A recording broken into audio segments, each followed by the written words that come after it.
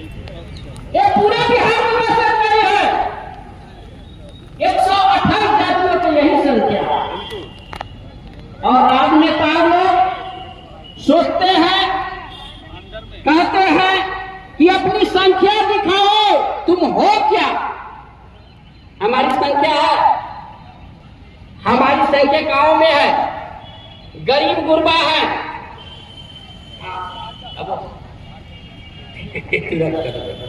हमारी संख्या है, लेकिन पटना यहां नहीं है। उनको संख्या देखने के लिए पटना चाहिए तमाम राजनेताओं का। गांव को सुबह लगता है कि 6 बजे से ही जाम कर दिया है। आज तक हम चूंकि हाजीपुर से आते हैं, जेपी से तो कभी जाम रहा है क्या? अभी जो लोग आए हैं काफी जाम है। तो संबोधित करेंगे। आज बिहार का जो अति पिछड़ा समाज का लोग यहाँ इकट्ठा है और मंच पर जो उपस्थित है, इस कार्यक्रम के हमारे राष्ट्रीय अध्यक्ष डॉक्टर यूसी गुप्ता जी एवं हम लोग के इस कार्यक्रम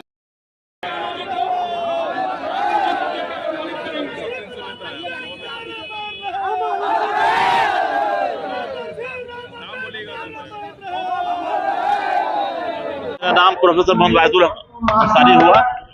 हम मुस्लिम समाज में अंसारी बिरादरी से राष्ट्रीय मोहन प्रदेश अध्यक्ष हम हैं। ये अति पिछड़ा हुकार रैली अति पिछड़ों को इकट्ठा करने की बारी है, क्योंकि अभी तक अति पिछड़ों को हमेशा लोगों ने ठगने का काम किया है, चाहे जिनकी भी सरकारें रही हैं। और अभी वर्तमान सरकार जो है हमेशा अति पिछड़ों को ठगने का काम कर रही है। ये आरक्षण को खत्म करती जा रही है, निजीकरण की तरफ है। जब निजीकरण हो जाएगा तो आरक्षण कहाँ से मिलेगा। अभी आपने देखा कि नरेंद्र मोदी जी डायरेक्ट सचिव का बहाली किए, जो कि एक आईएएस की तैयारी करने में लोग 10 साल 12 साल लगाते हैं, तब जाके आईएएस बनता है। और कितने 10 साल वो आईएएस कलेक्टर रहने के बाद में तब सेंट्रल में वो सचिव बनता है। लेकिन वो डायरेक्ट वो 300 से ज्यादा को बहाली किए, एक भी अति पिछड़ा को बहाली नहीं किया।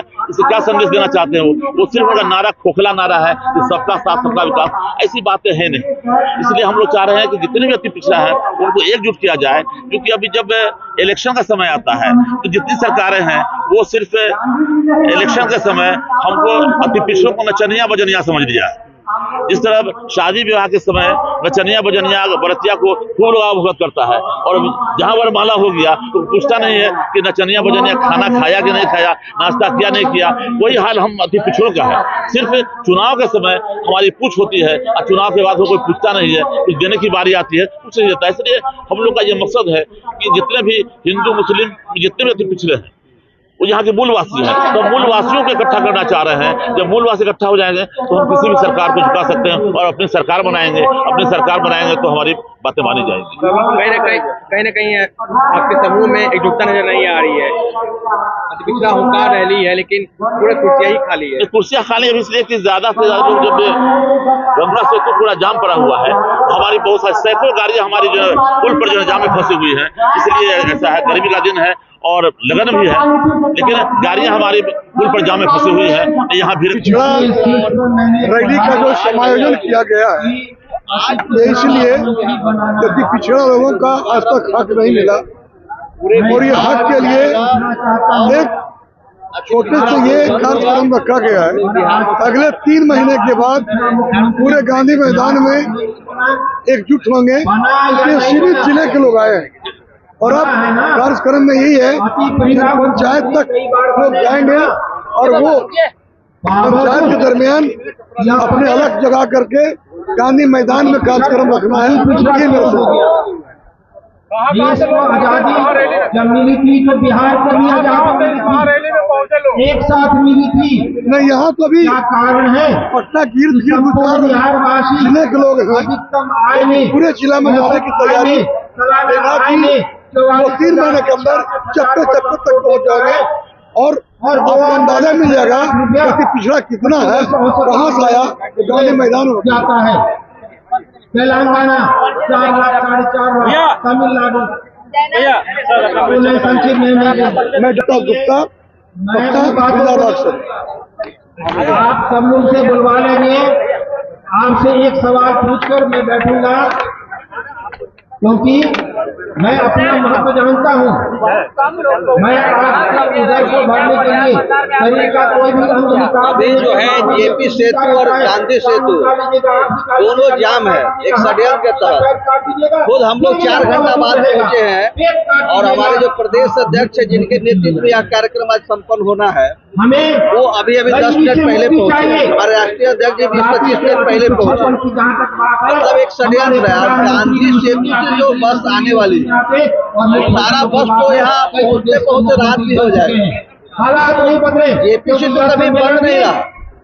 पहली बार इसको जानबूझकर सरकार और प्रशासन के द्वारा इसको रोका गया है क्योंकि जितनी भी सरकारें हैं सब अति पिछड़ा पे टिका हुआ और इसी का वोट का इस्तेमाल करके जो लोग राजपाट कर रहे हैं तो ये वोट जैसी खसक जाएगा सबकी राजपाट समाप्त हो जाएगी। इसलिए लोग को अपनी कुर्सी का डर है।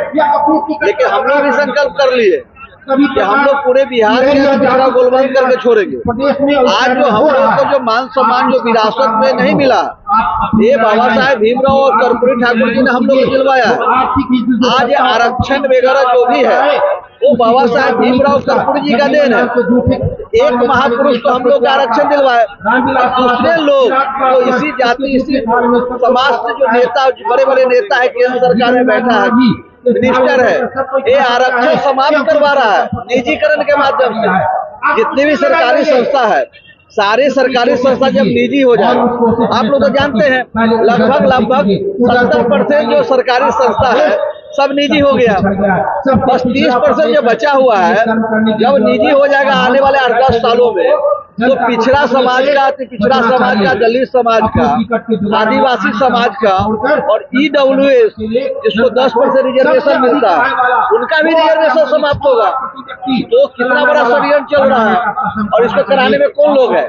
आज देखिए चिराग पासवान जीतन मांझी उपेंद्र कुशवाहा ये लोग उसी पार्टी को समर्थन कर रहा है केंद्र सरकार मोदी की सरकार को जो हम लोग का रिजर्वेशन समाप्त निजीकरण के माध्यम से कर रहा है। आज नित्यानंद राय जी है सम्राट चौधरी है। आज ये लोग अगर कह देंगे पार्टी से रिजाइन कर देंगे अभी 9वीं अनुसूची में हम लोग 65% रिजर्वेशन बढ़ा हाई कोर्ट और सुप्रीम कोर्ट ने इसको रद्द कर दिया। अगर कॉलेजियम सिस्टम के माध्यम से अगर जजों की नियुक्ति में आरक्षण की व्यवस्था होती आज जो हाई कोर्ट और सुप्रीम कोर्ट के पिछड़ा दलित आदिवासी को जो रिजर्वेशन 65% जो समाप्त कर दिया ये तो नहीं करते। हमारे समाज से कोई जज होता तो अब सुप्रीम कोर्ट कर दिया है इसके खिलाफ हम लोग कहाँ दरवाजा खटखटाएंगे। इसलिए हम लोग का अति पिछड़ा आरक्षण बचाओ संघर्ष महामोर्चा ने एक केंद्र सरकार पर दबाव बना रही है कि आप जो है इसको 9वीं अनुसूची में डालिए क्योंकि 9वीं अनुसूची में डाल देने के बाद कोई सुप्रीम कोर्ट हाई कोर्ट में इसकी चुनौती नहीं दे सकता है। उसके बावजूद भी जो आज केंद्र सरकार है पिछड़ा दलित आदिवासी विरोधी जो इसको 9वीं अनुसूची में नहीं डाल रहा है क्या मतलब है। जनगणना में वृद्धि हुई है हम जाति की संख्या में वृद्धि हुआ है तब राज्य सरकार ने हम लोग के संख्या बढ़ाया है आरक्षण का कोटा बढ़ाया है। इस तरह से देखिए आप लेटरल एंट्री से IAS की नियुक्ति कर रहे हैं उसमें आरक्षण का प्रावधान नहीं। अगर IAS देश चलाता है उस ऐसे बड़े पदों पर आरक्षण की व्यवस्था नहीं है तो कुल मिला के जो 80 साल हो गया 78 साल देश की आजादी के बाद फिर भी अति पिछड़ा दलित समाज हाशिए पर है। आज भी हम लोग कहाँ खड़ा है 78 साल के बाद।